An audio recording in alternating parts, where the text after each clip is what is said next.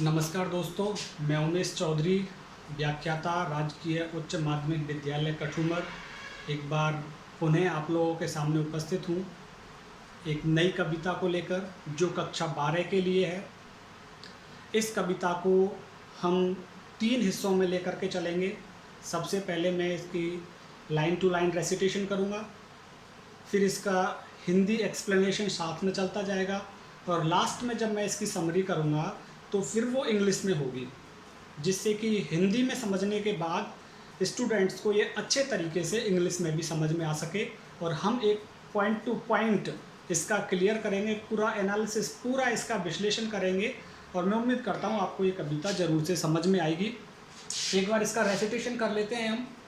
Poem का नाम जैसा कि तुम्हारे सामने लिख रहा है, द नोबल नेचर। इसका रेसिटेशन करने के बाद टाइटल के बारे में थोड़ा सा डिस्कस करेंगे। एक बार recitation, take a look at the white board. It is not growing like a tree, in bulk doth make man better we, or standing long and old 300 year, to fall a log at last, dry, wall and sere. A lily of a day, it fairer far in May, although it fall and die that night, it was the plant and flower of light. In small proportions, be just beauty see, and in short pleasures, life may perfect be.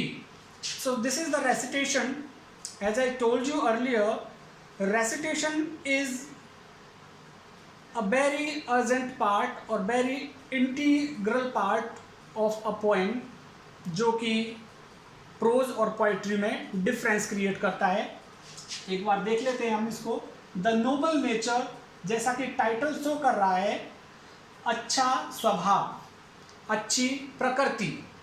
यहाँ पे noble means excellent, superb, superior, nature प्रकृति, और स्वभाव। यहाँ पे nature जो word है, या एक फिगर ऑफ स्पीच यूज किया गया है, जो कि पन जो है, it has two different meanings. It has two different meanings. दो अलग अलग अर्थ होते हैं एक ही शब्द के। एक ही शब्द के दो अलग अलग अर्थ होना पन कहा जाता है, फिगर ऑफ स्पीच। पन फिगर ऑफ स्पीच होता है इंग्लिश के अंदर। अभी यह दो अलग अलग अर्थ कैसे निकल रहे हैं नेचर के? एक तो नेचर हो गया इंसान का स्वभाव, मनुष्य का स्वभाव, और दूसरा नेचर से मतलब प्रकृति, जो भगवान ने हमें दी है, पर्वतों के रूप में, हवाओं के रूप में, पेड़ों के रूप में, नदियों, सागर के रूप में, ये एक प्रकृति। तो यहाँ नेचर के दो अर्थ आ रहे हैं, मनुष्य का स्वभाव और the nature which is created by God, जो भगवान के द्वारा बनाया गया है। तो ये आप क्लियर कर लीजिए, यहाँ पन है, और पन जो फिगर ऑफ स्पीच होती है उसमें एक ही शब्द के दो अर्थ होते हैं। एक चीज़ ये क्लियर हो गई आपके लिए। दूसरी चीज़ मैं क्लियर कर देना चाहूँगा कि ये जो पोएम है छोटी सी, ये एक लिरिक है, वहाँ लिखा हुआ भी है लिरिक। लिरिक क्या होता है? एक व्यक्ति के द्वारा एक वाद्य यंत्र बजाया जाता है, अ म्यूजिकल इंस्ट्रूमेंट, और वो म्यूजिकल इंस्ट्रूमेंट का नाम क्या है? लायर। लायर एक म्यूजिकल इंस्ट्रूमेंट होता है, वाद्य यंत्र होता है, और उस वाद्य यंत्र के साथ गाई जाने वाली कविता को लिरिक कहा जाता है। तो एक छोटी सी कविता है, और ये लायर वाद्य यंत्र के साथ गाई गई है, इसीलिए this poem is a lyric also. यह कविता एक लिरिक भी है। अब हम लाइन टू लाइन इसका हिंदी में एक्सप्लेनेशन करेंगे, उसके बाद इंग्लिश में इसकी समरी करेंगे हम। It is not growing like a tree.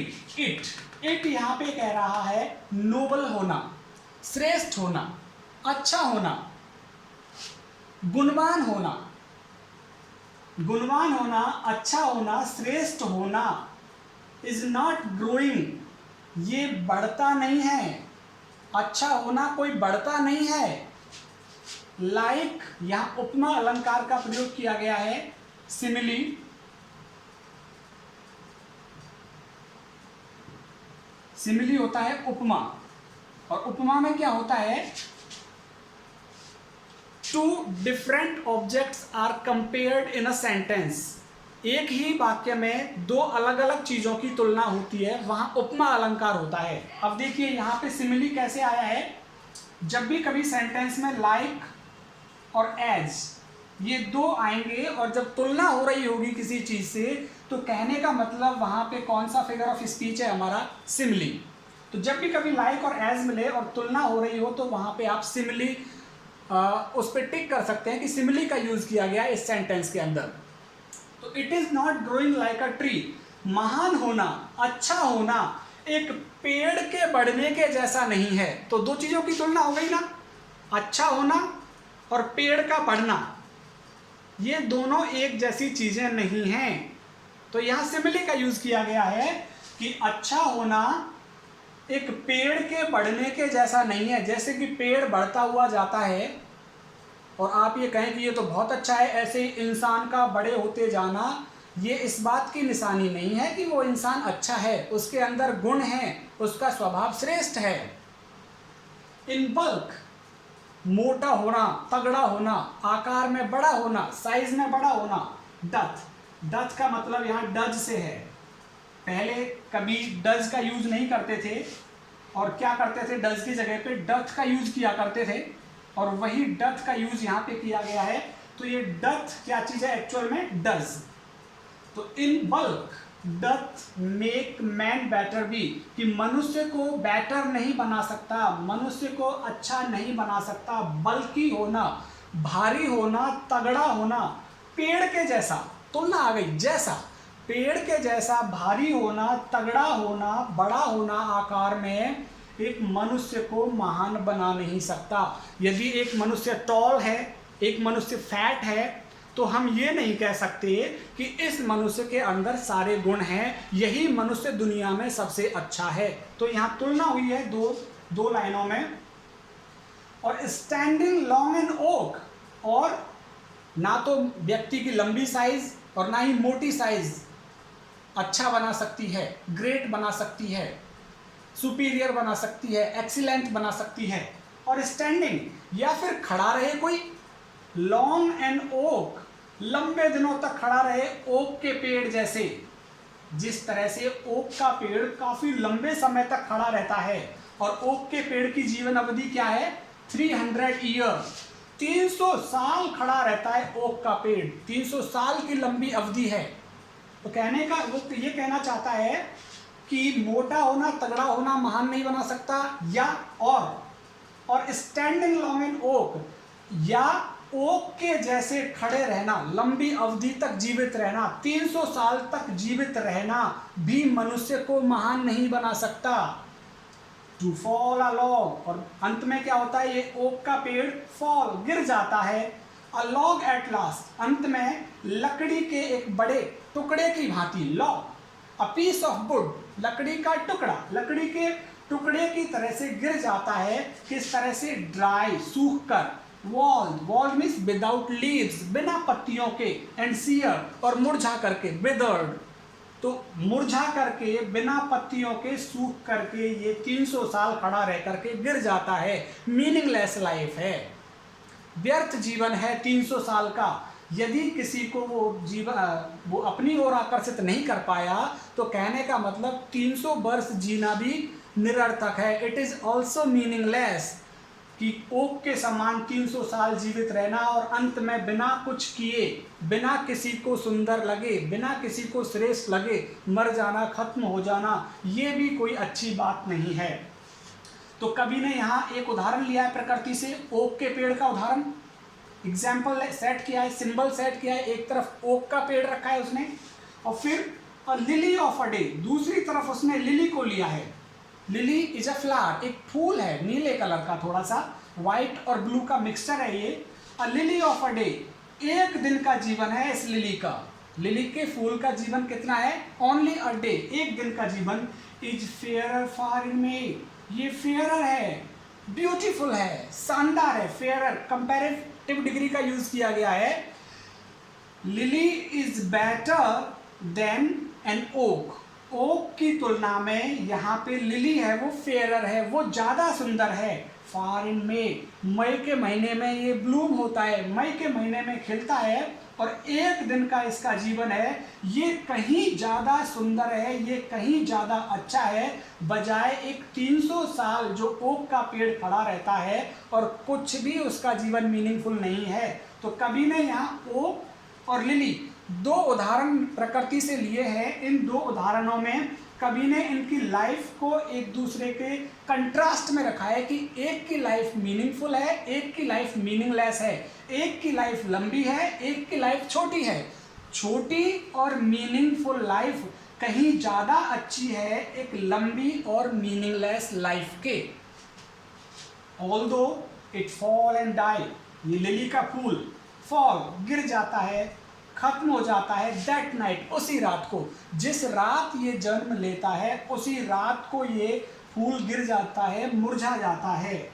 It was the plant, ये वो पौधा है, एंड फ्लावर ऑफ लाइट, ये वो पौधा है, ये वो फूल है जो क्या करता है, लाइट देता है, प्रसन्नता देता है, इंसान को खुश कर देता है अपने गुण से, अपने स्वभाव से।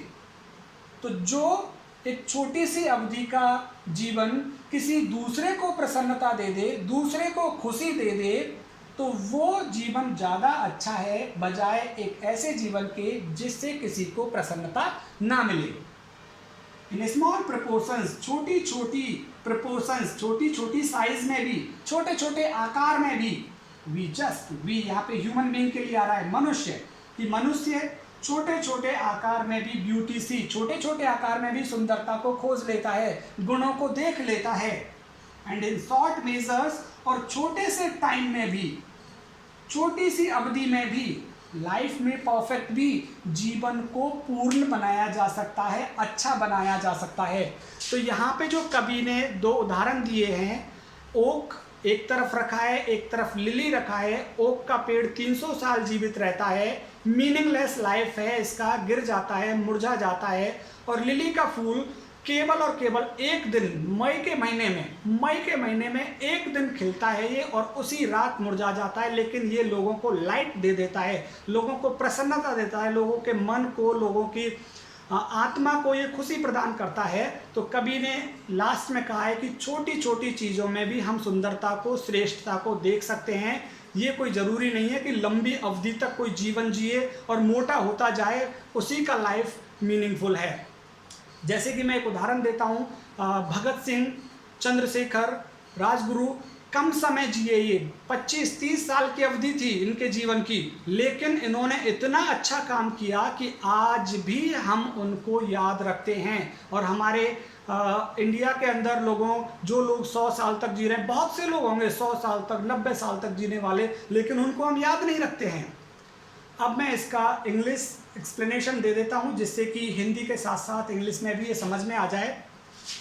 सो बॉयज़ और students, this is a meaningful poem, although it is short, but it conveys a good message to humanity that a short life full of virtuous deeds or full of virtuous act, it can make a man better.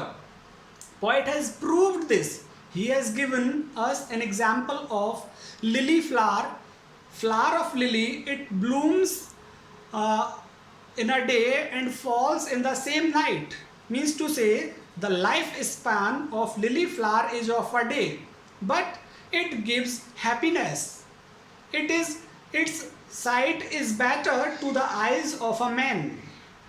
While on the contrary, on the other hand, we have an example of oak tree. Oak tree, it lives for 300 years, but this is a meaningless life. Poet wants to give a message that a man's life should be filled with virtuous deeds. A man should be known by his action. A man should live in deeds, not in years, because a meaningful life is a guarantee of this, that you will be remembered by other. As I have given you an example of Bhagat Singh, Sukhdev, Rajguru, they died at the age of 30, but still in 2020. They died in 1931, but still in 2020, we still remember them. Their life, it was so short, but life, it was full, it was filled with meaningful acts. It was filled with virtuous deeds. It was a meaningful life, so we remember them still. So poet wants to convey a message that our life should be involved in excellent deeds or in noble acts, so that we can make our nature noble. So as I told you earlier, this poem is a lyric.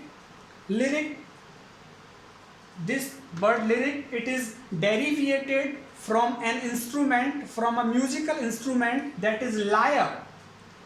So this poem, it is sung with lyre, so this is the reason we know this poem as a lyric. तो ये English में मैंने इसको explain किया है, हिंदी में हम पहले एक्सप्लेन कर चुके हैं। यदि आपको ये मेरा वीडियो पसंद आता है तो ज़रूर आप मेरे चैनल को सब्सक्राइब करें, लाइक करें और बेल आइकन को दबाएं, जिससे कि मुझे मोटिवेशन मिलता रहेगा और मैं अच्छे से अच्छा आपके सामने सब्जेक्ट मैटर देता रहूँगा। जल्द ही मैं रीड से जुड़ी हुई जानकारी आपको देने वाला हूँ। इंग्लिश लैंग्वेज के 30 प्रश्न आते हैं। आप यदि मेरे साथ बने रहेंगे तो मैं उन 30 प्रश्नों के लिए भी आपकी हेल्प करूँगा। बहुत बहुत धन्यवाद।